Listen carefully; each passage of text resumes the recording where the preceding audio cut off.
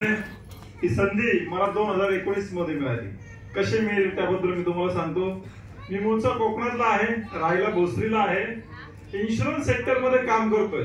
हे करत होतो, आता ते काम कमी केलंय, पण अधिकचं उत्पन्नाच्या शोधामध्ये होतो. अधिक उत्पन्न का पाहिजे माहितीये तुम्हाला? अधिक उत्पन्न का पाहिजे त्याचं कारण मी तुम्हाला पण सगळ्यांना माहिती पण नसेल, पण माझ्या लक्षात आलं.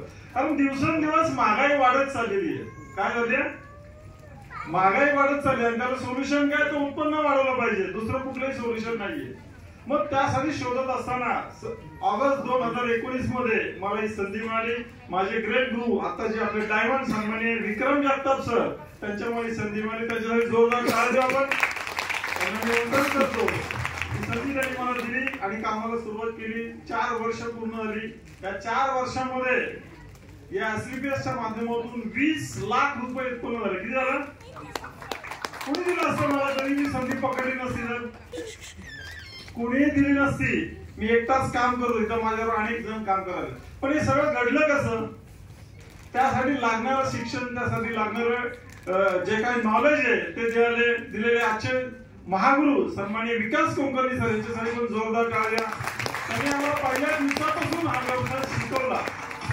आम्ही शिकलो, करत गेलो. आता तुम्ही या ठिकाणी रिझल्ट ऐकले, खरंच सरांच्या माध्यमातून प्लॅन ऐकलाय. खरोखर एक खूप मोठी संधी आहे.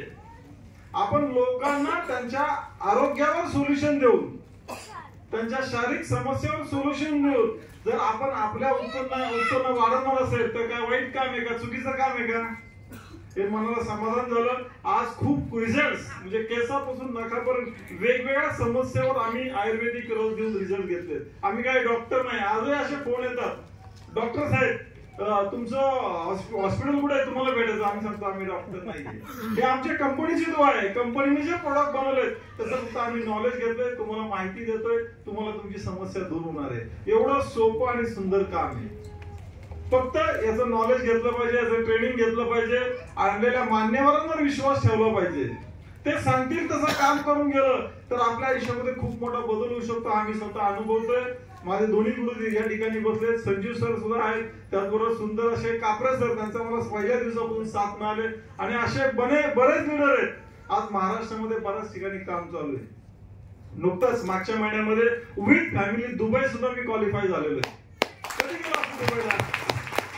विचार पण केला नव्हता, पण या व्यवसायाच्या माध्यमातून विथ फॅमिली दुबईला जायची संधी मिळाली.